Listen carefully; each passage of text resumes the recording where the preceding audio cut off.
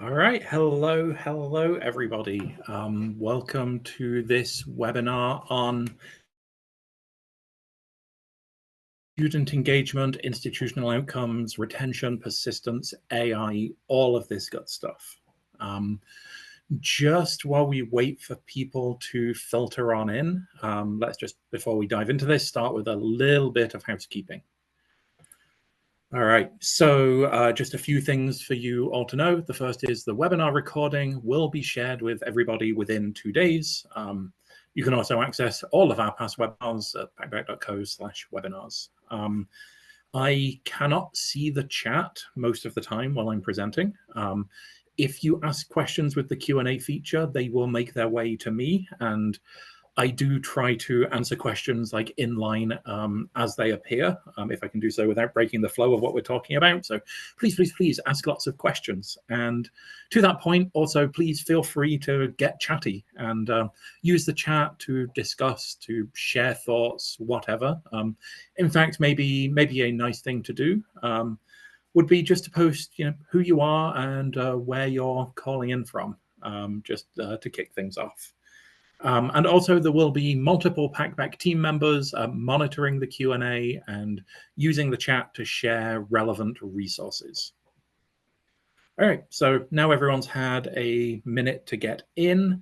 Let's kick this off, and I'll kick it off by saying hi. Hi, my name's Craig Booth, Packback's Chief Technology Officer, and the reason I'm here talking to you today is tied very tightly to my career. My background is academia. I was a researcher in astrophysics for the longest time, but at some point realized I liked building things more than anything else that I do, and made the move to tech companies and eventually to Packback, where I get to do all of the things I care about, which is building cool things and being in education and seeing students be helped and learn. So let's start actually just with a silly metaphor maybe for how I think about student engagement thinking into education as a whole. So if you imagine a car, I think of curriculum and resources, just the raw facts of education, almost as the fuel. You've got a tank of fuel on its own, it's not going to do anything, but it is extremely necessary for this car to move. The bulk and the structure of education is our faculty and how we teach. This is the structure and the foundation of everything. Without these things, there is no car. But again, a fuel and the metal pieces of a car on their own don't make a car go. What you need is this little spark. It's a little thing, but it's really needed to kickstart everything else that happens. So the way I like to think about engagement is it's the spark that makes the magic happen. And I want to be clear here. I don't think I'm telling anyone in this room anything new. I don't think anyone would actually be in here if you didn't already believe that to be true. So what is the purpose of the webinar? Our task together today is simply to try and bring into focus the why and the how of engagement. So why do we care about engagement? How does engagement work? How can engagement improve student outcomes, make my life better? So what we're really going to be doing is just sharpening our view of this image that I've blurred out above. And before anything else, maybe we could just do a quick poll. So just in the chat, I would love to know what's the biggest challenge facing you or your institution at the moment.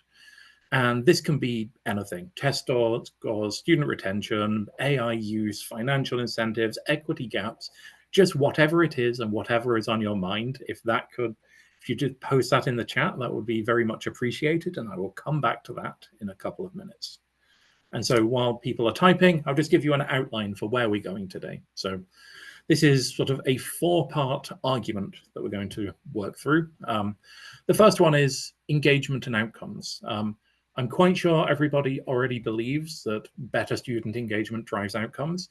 I just want to go through the evidence for that so we're all very clear and very concrete that engagement does improve things, and it improves them in precisely this way. In part two, I want to begin to focus in a little more. Not all engagement is equal. Engagement is a very big word that can mean a lot of things. So really want to ask the question, how, when, and where should we focus? What types of engagement are good? In part three, we're going to sort of pause that line of argument and talk about scaling and, what can it mean at the scale of an institution if you're able to improve student engagement metrics. And then finally, we're going to get into tools that can increase engagement.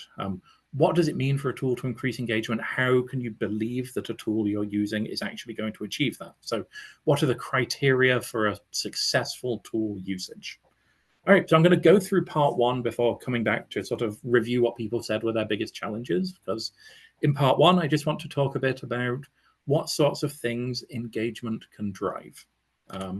So I just have 4 slides here where I've just pulled things from the literature.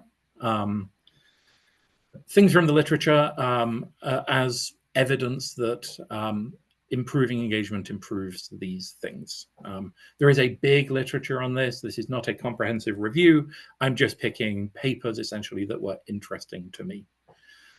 So in this particular paper, this Ku et al. Paper, I think from 2008, they gathered a bunch of engagement data from the National Student Survey of Engagement, NSSE. You'll see that a few times during this talk, alongside data on the students' backgrounds that was collected as part of them doing the ACT and SAT, as well as financial aid relationships. And what they found was that when you control for all of these things, for background, pre-college experiences, financial aid, it is the students who are more engaged, who are more persistent between years of college.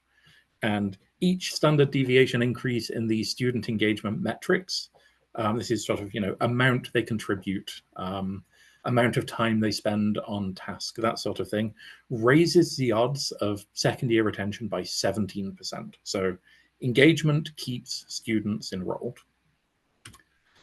Next study I want to look at is engagement improves academic performance. This was actually addressed in the Ku et al. Paper we just talked about, where they found that engagement factors account for 13% of the variance in first-year GPA.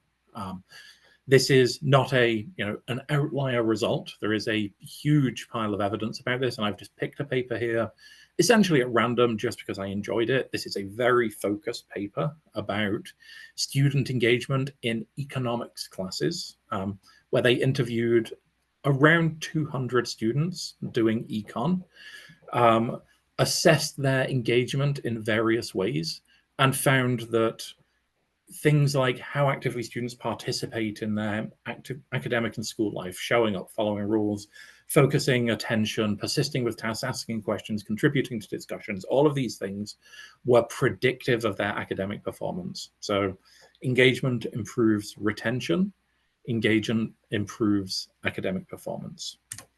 Next one of these I want to look at is engagement closes gaps with at-risk students.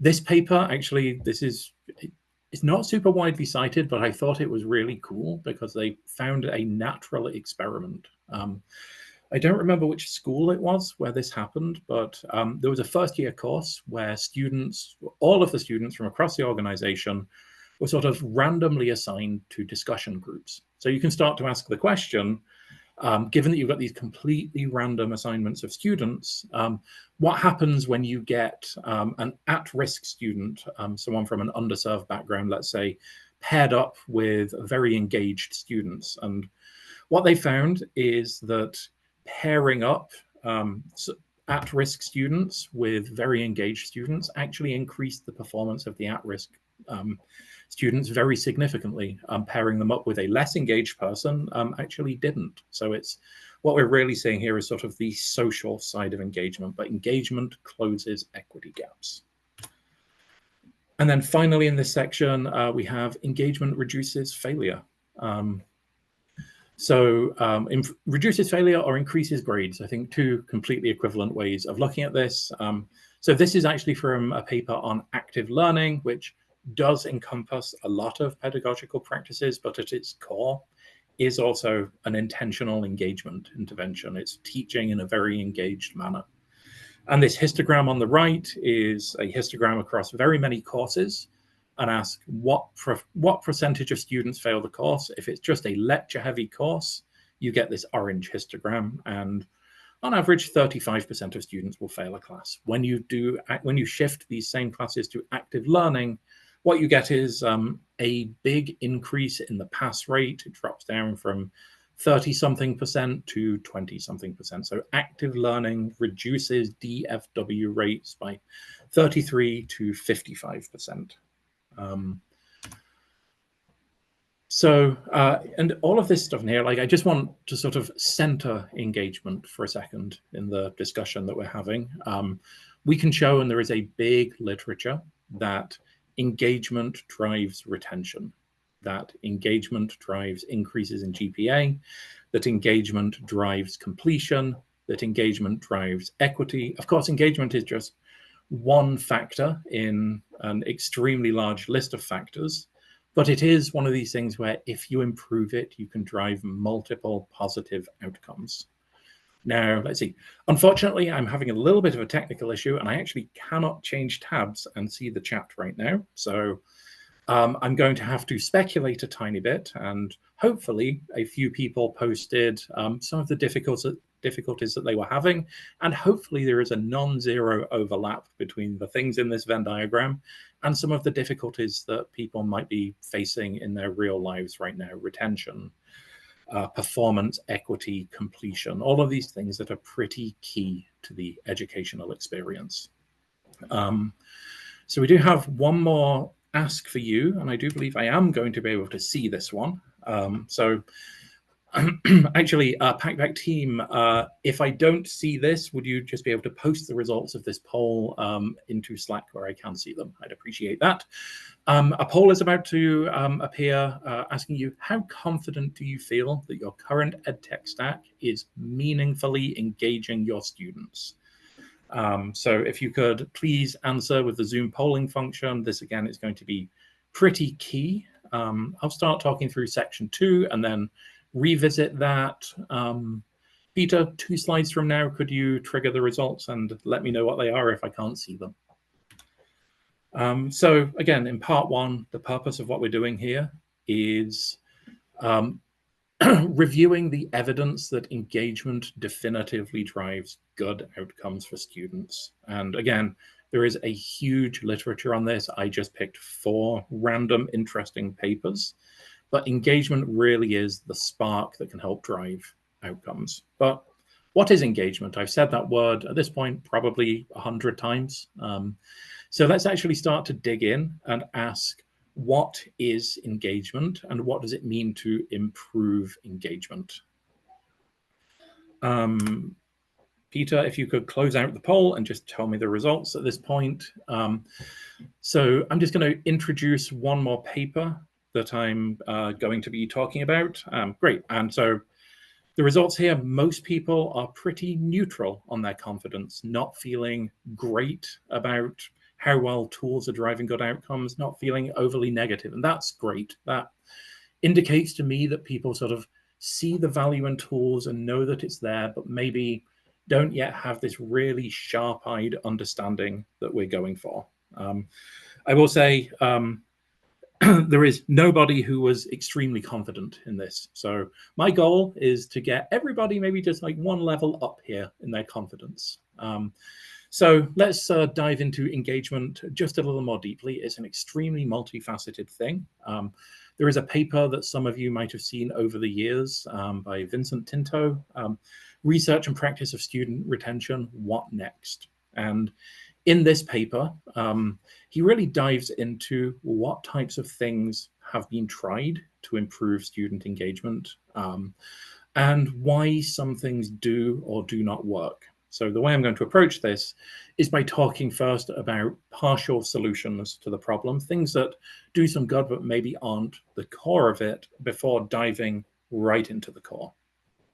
So what things have been tried that are incomplete solutions? Academic, and so at the top, I've just got papers that I happen to have read about all of these things. Not really going to talk about the papers, or this will take me a long time to get through.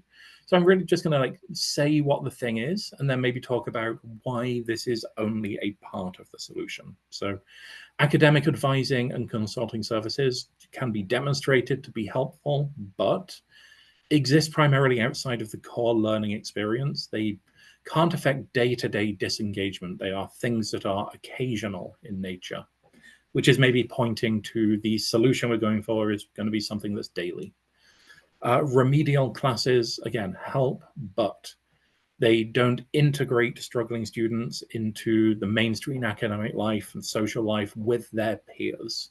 So maybe this is indicating that the solution we're moving towards will have a social component to it. Early alert and deficiency tracking systems help, but generally by the time one of these systems can flag that a student is disengaged, student failed to submit 3 consecutive homework assignments, the disengagement is already entrenched, and the focus is not on supporting the student. It has to be on repair at that point. So this is telling you that something here is something needs to be early and in the moment, not after the fact. A few more partial solutions. One-off learning skills workshop, so teaching students time management, let's say. Again, these are helpful and good things, but they can't change the classroom culture. If you're being taught in such a way as you are sitting there very passively, that can be disengaging, and a learning skills workshop can't help you. And then separate retention departments. Again, helpful things that do good things for students, but it's siloed, separated from the classroom, from where the students are learning. So I'm going to show this picture a few times over the next few slides and gradually unblur parts of it. I think and this actually came out of a paper that we're going to introduce soon called the What Works framework in retention and persistence. And the things that we've talked about here are sort of the outer rings. They're necessary, but not complete on their own. This is institutional support, sort of the things like these remedial classes or learning skills classes, and institutional relationships, relationships with teachers and with your peers. But there is something that's more crucial than that, which is things that happen inside of the classroom. That's truly what's key. Before I get into the really positive and exciting part of this, I do just want to keep on going through sort of the things that maybe don't work or aren't complete by saying engagement isn't just whatever happens inside the classroom. Inside the classroom isn't enough on its own. There are plenty of engagement strategies that are used inside the classroom that don't drive very many positive outcomes. So let's go through a few of those, and then I'm going to differentiate those from what the research says actually does work. So number one, busy work participation. It may be very natural to feel that if the students are doing things, they're engaged. Mandatory discussion posts on LMS forums, clicker questions, grading for attendance. What gets driven there is mechanical compliance. That does not drive deeper cognitive effort or social engagement. A second thing, Q&A at the end, which is passive reception of content.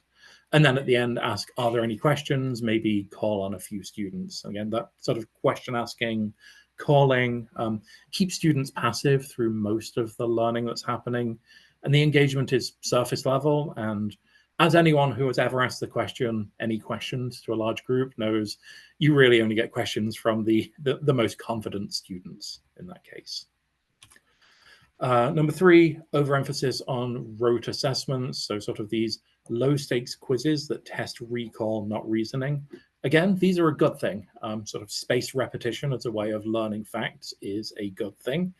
But for real, like engaged learning, bringing people's critical thinking to the fore, what you need is something that goes deeper. So this might help with recall of facts, but doesn't improve persistence.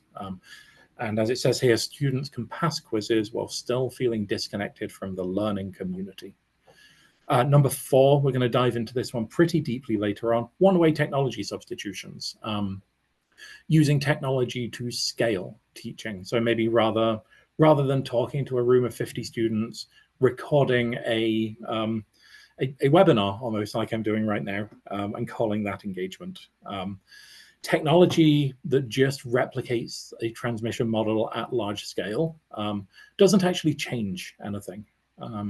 It doesn't enable inquiry, collaboration, or feedback.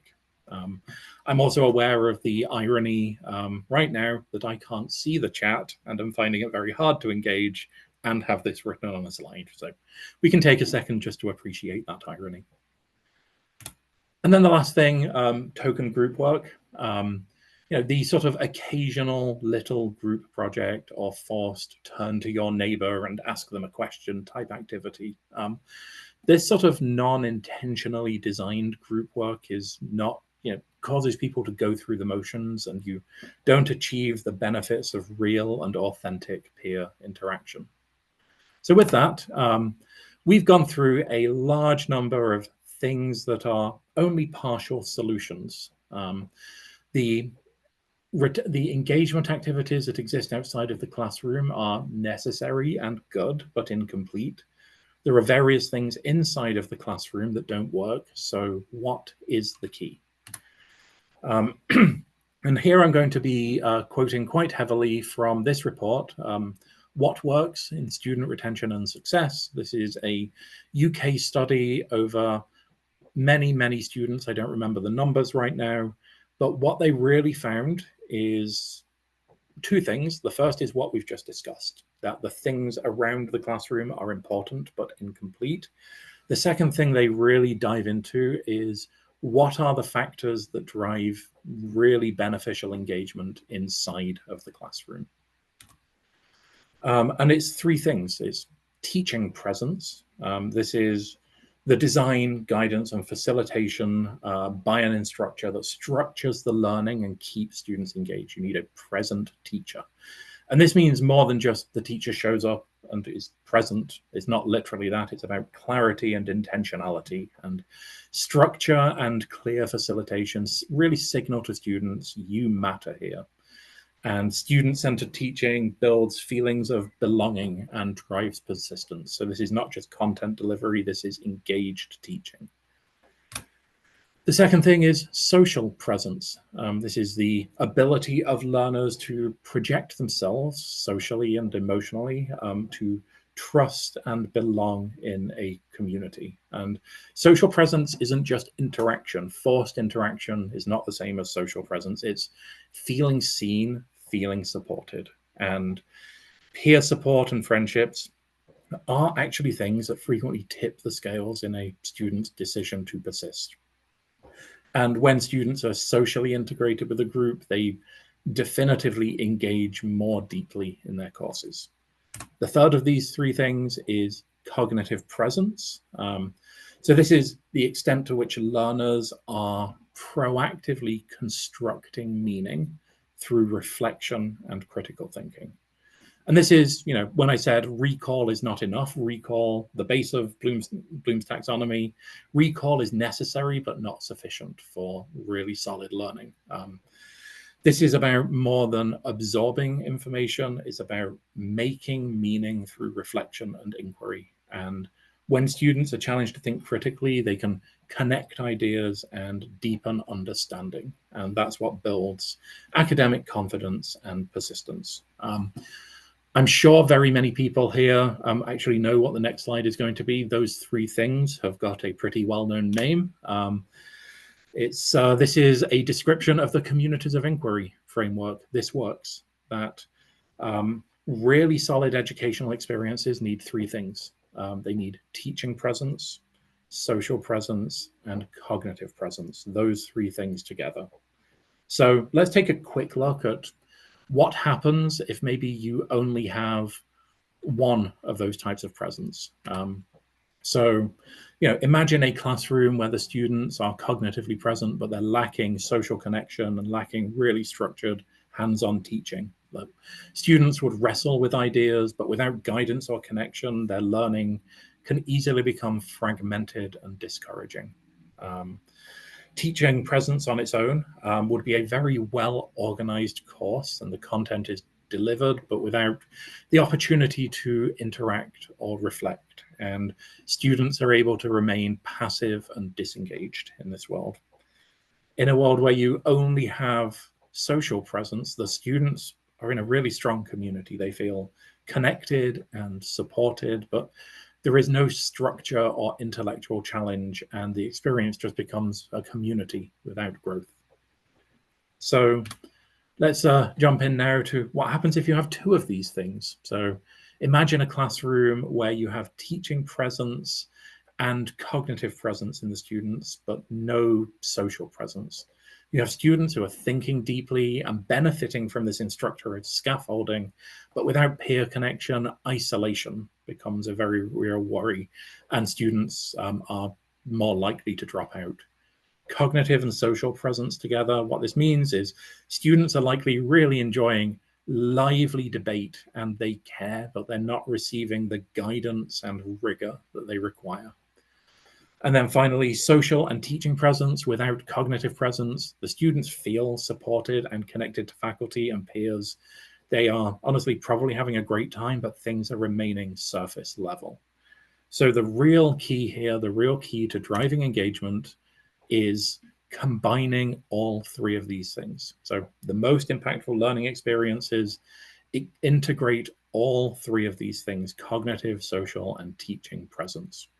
So just to come back to the what work framework, on the right here, this is just an adaptation of a slide, a diagram that's actually in this what works report, which is the central ring here is what is crucial and key is in-classroom engagement. What does good engagement look like? Cognitive, social, and teaching presence all together. Wrapped around that, you need a layer of institutional relationships. This is support from your peers across your time in an institution, staff-student interactions, co-curricular activities, all that stuff. And then the final step here, the thing that brings it all together, is institutional support. So wider institutional and structural support, meaning services, policies, financial support, accommodation, all of those things we talked about right at the start with the Tinto paper. These things are extremely good and important things, but not complete on their own. Okay, so I'm just going to put a pin in that line of argument for a second. So we covered the evidence that engagement drives positive outcomes for students.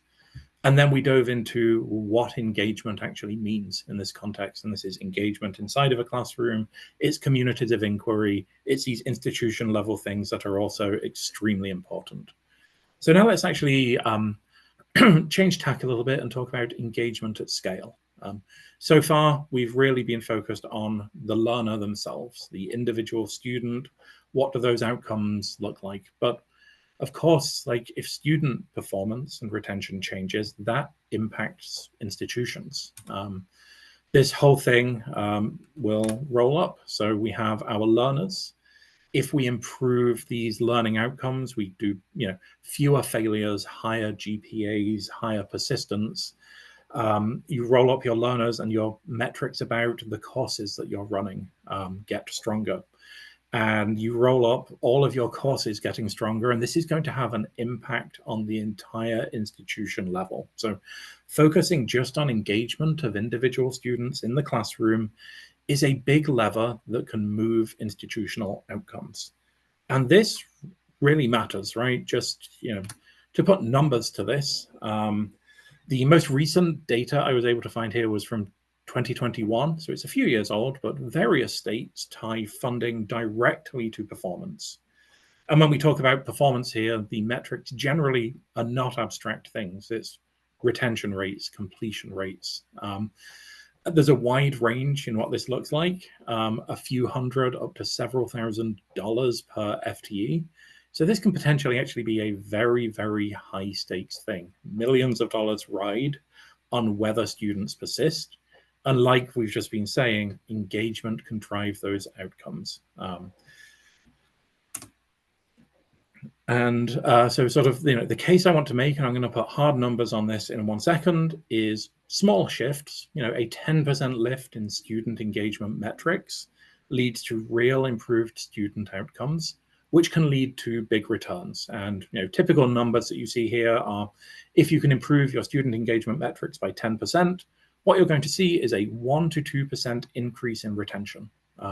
I know when sort of floating in a vacuum, these numbers are sometimes a little bit hard to pass. So I'm just going to put it into number of learner and dollar terms, and I'm doing that for a reason that I'll get to in 1 second. So imagine you get a 10 to 30% increase in engagement metrics. That is definitely something that a smart tool choice can make happen. That would lead, the research says somewhere between 1 and 2%. I just put in 1.5%. So if we increase our engagement metrics by 10, 20%, it increases term-to-term engagement by retention, by 1.5%. What does this mean for a mid-size institution? So let's say 3,000 to 5,000 learners. I just picked the midpoint, use 4,000, and a large-scale institution, so 10 to 15,000 learners, I use 12,500. This means that you are, directly going to improve the retention of 60 or 190 learners in each of those two hypothetical institutions. And I almost didn't put these numbers in here because, quite frankly, they feel implausibly large, but I figured the honest thing was to put them in. If you take very standard sort of how much does a student pay in tuition, net out the cost of servicing them, you typically land, a few $1,000s left over. And these gains have real bottom line gains. And the reason I care about this, let me just do a quick time check. Yes, I have time to do this. What I really care about is the top of this pyramid. So we've talked about how engagement drives student success drives institutional success. Institutional success means you have more resources to reinvest in those students.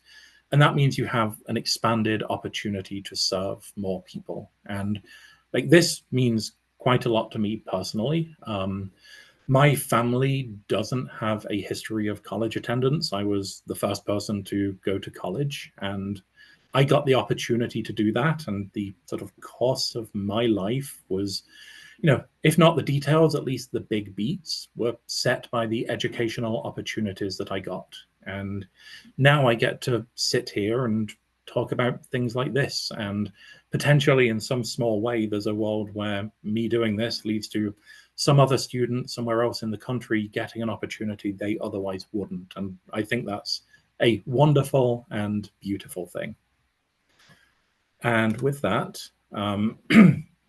we've got the final part of this talk. It's the longest of the parts. I just want to talk about tooling and bring together everything that we just talked about. So again, I like to reiterate the argument we're trying to make over and over again.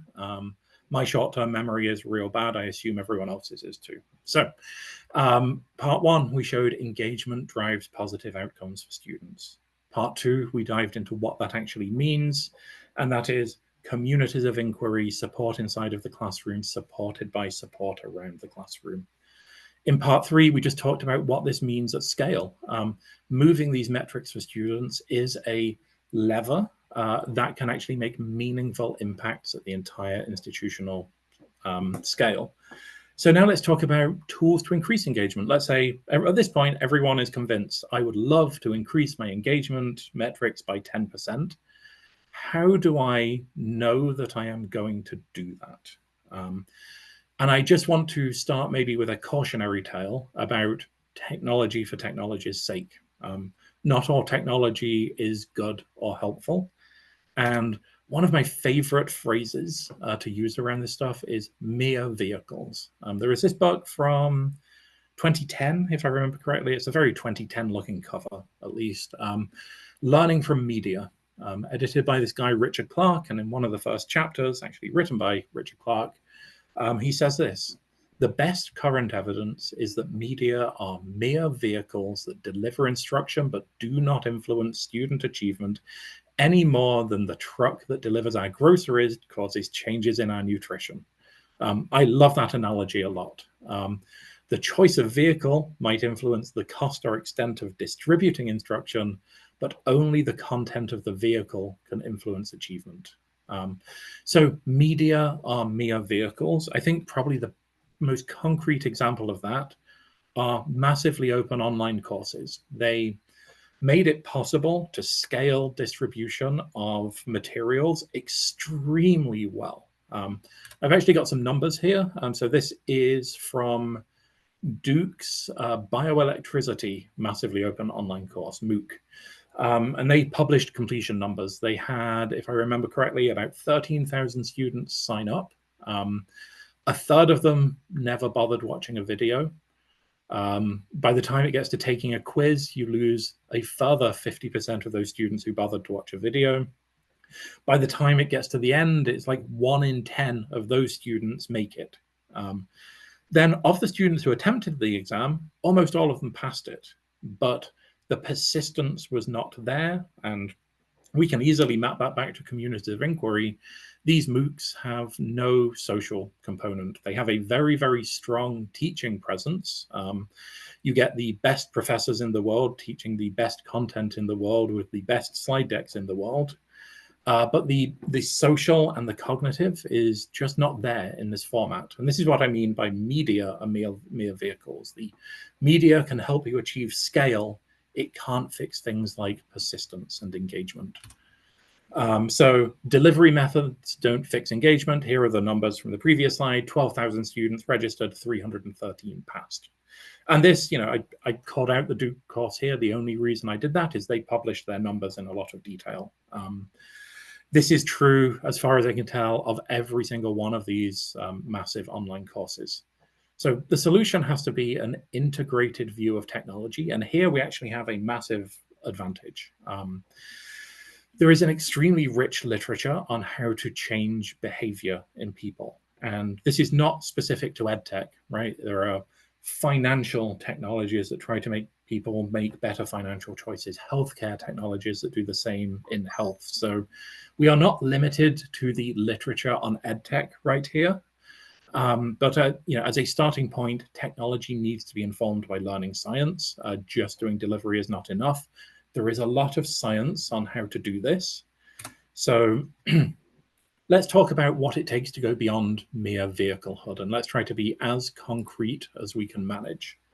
So technology is only effective when wrapped around behavioral design, not vice versa. What does it look like for technology to be wrapped around behavioral design? And to bring together all of parts 1, 2, and 3, I think what you're aiming for is this. A tool that is able to affect institutional level change is going to be one that does 2 things. The first is it needs to help you facilitate scale. It is not enough for a tool to be able to impact 1, 10, 100 students when you have thousands or tens of thousands enrolled. So a tool needs to help you facilitate good teaching at high scale. And the second thing is they don't exist in a vacuum. The job of one of these tools is to operationalize pedagogical best practices. We've talked about communities of inquiry quite a lot here. I'm going to continue to talk in those phrases, but what you're doing needs to be backed in the science of learning. And those 2 things, the ability to facilitate scale and the ability to operationalize pedagogical best practices, are tools that can drive entire institutional shifts driven by positive outcomes for individual students. So what I want to do now is actually just run through 6 questions that you can ask when you're looking at a tool. And if you can get to a yes on all 6, maybe even 5 of these questions, this is a tool that is extremely likely to drive positive institutional shifts. So number 1, does this tool drive consistent, repeated behaviors? So all the way back at the start of this webinar, we talked about this Ku et al. Paper, where they showed that time on task predicts persistence and mastery. So what this means is Is this tool going to help our learners stay on task, get back in? Does it create regular feedback loops, nudges, or structures that will help make participation habitual, not just a one-off activity that you do? So the question I would ask when looking at a tool is, does this tool create sustained habits in learners? Number two here, repetition alone doesn't get us there. We need deep thinking. We need cognitive presence. So does this tool scaffold deeper thinking? It is reflection and reasoning, not recall, but build mastery. We can see this, for example, all the way back at the start of this presentation again, the Freeman et al. Paper about active learning. Implementing active learning increases exam performance by an extremely large amount. And what this means is the tooling you're looking at needs to encourage metacognition, encourage citation, self-reflection, elaboration, not simply superficial responses to prompts. So the second question I would ask of a tool is, how does it push students to explain reasoning, use evidence, or reflect? But deeper thinking alone isn't enough. There are three legs to communities of inquiry here, and deep thinking really only flourishes when students feel safe and supported. So I would ask, does this tool foster authentic community and belonging? Again, we're going back to the citations all the way at the start, but belonging is one of the strongest predictors of persistence, particularly in first generation and underrepresented students. And what this means is, tools should be tools that can help you to grow community and grow a feeling of belonging. So tools where inquiry is led by students and real peer interaction is at their core, rather than just, as opposed to one-way compliance with instructors posing questions. So again, the third question, and I will sort of checklist these all out at the end, so don't worry about remembering them. Does this tool help students feel like part of the learning community? So just to take a slightly different tack now, all of this stuff is great and good, but you can't scale belonging if instructors are burning out. We need to do this at scale. So we need to lower friction for instructors. In fact, I'd go so far as to say, if a tool is a net addition to somebody's workload, adoption is going to falter. Even if student outcomes are improving, if you burn out people who are teaching, it is going to be extremely hard to get adoption of that tool. So the implication here is platforms need to help teachers teach at scale, which means automating away the mechanical and the boring and giving teachers, instructors, professors, whatever your preferred term is, the space to do personalized, high-value, one-on-one teaching. And so the ask here really is, how much time will this save an instructor each week? Because every one of those time savings is something that can go directly back to learners in the form of one-on-one and really human-centric learning. Number 5, align with the science of learnings, with science of learning. Very many tools I've seen will track things just like number of clicks, number of logins, number of minutes that you're logged in for. And the National Survey on Student Engagement actually cautions against not relying on shallow metrics like this. The tools that you use should be intentionally designed around the forms of engagement that research proves matter the most.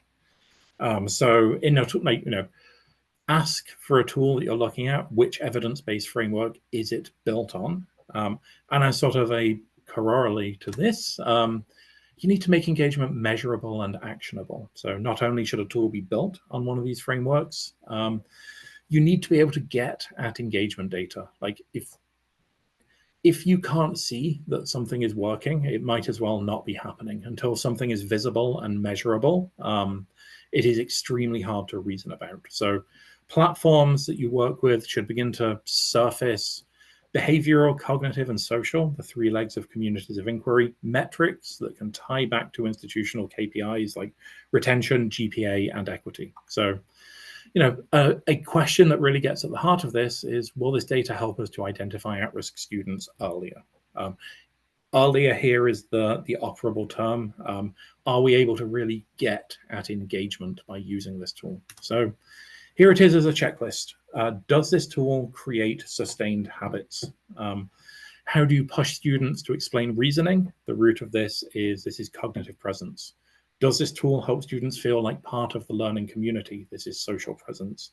How much time will this save an instructor each week? By saving instructors time doing boring things, you enable them to bring a teaching presence. Which evidence-based framework is this platform built on? This really says this needs to be backed by science so that we believe that it's going to work. And then will this data help us identify at-risk students earlier? This is engagement is truly an in-classroom thing, and identifying somebody early makes it much, much easier to help them. So here I'm just going to pause for 1 second as we change tack again. I actually do want to talk a little bit about what we've been building at Packback over the past 8-9 years at this point, and how it fits into everything that I've talked about. So I imagine there is a range of familiarities with the Packback platform. Actually, Peter, again, since I can't see the Q&A, if there are any questions that you would like me to take a look at, could you just pop them where I can see them, please, before I get into talking about Packback. So I imagine there's a range of familiarities with the Packback platform. So I'm going to give a quick overview of what it is, how it was designed, and tie it back to that checklist. So Packback, really at its core, I would say for the purposes of this discussion, is 3 different products. There is Packback Discussions, which is a student-led inquiry-based discussion platform. There is Packback Writing, which is a platform built on a foundation of self-regulated learning to enable students to do long-form writing and to facilitate professors working with that at scale. And then there is Packback Originality, which is an academic integrity solution, but for the purposes of this conversation is especially interesting from the point of view of it also being an engagement tool. And I would say there are 2 underlying principles that cut deep across all of these platforms. The first is the scale question. One of the things that we try very hard to do is to bring AI in where it is helpful to assist teachers in working at scale. So taking care of the mechanical parts of grading. We don't want to replace an educator ever. What we want to do is take care of the mechanics so that you can take care of your students. And then the second thing is science across the board. That everything that we build is based in a whole bunch of very well-validated frameworks, be that Bloom's taxonomy, mastery-based feedback, self-regulated learning, communities of inquiry. In fact, I would say that Packback Discussions is just an operationalization of communities of inquiry. And I can go into some detail about that. But because everything has been built on science from the ground up, it works. We can show, and I'm going to show some sort of Packback internal numbers here and link out to a third-party study on the very next page, that Packback drives really positive outcomes for engagement for students, that, you know, in a qualitative way, instructors, after rolling out Packback as a writing platform, are more satisfied with students' writing. The students themselves say they are more confident and comfortable in their writing. And that's borne out in the grades that you can see. If you take a course, run it with and without Packback, we see more A grades earned by students. And at the same time, the average educator in these studies saved about 30% of their grading time. So this is something that works.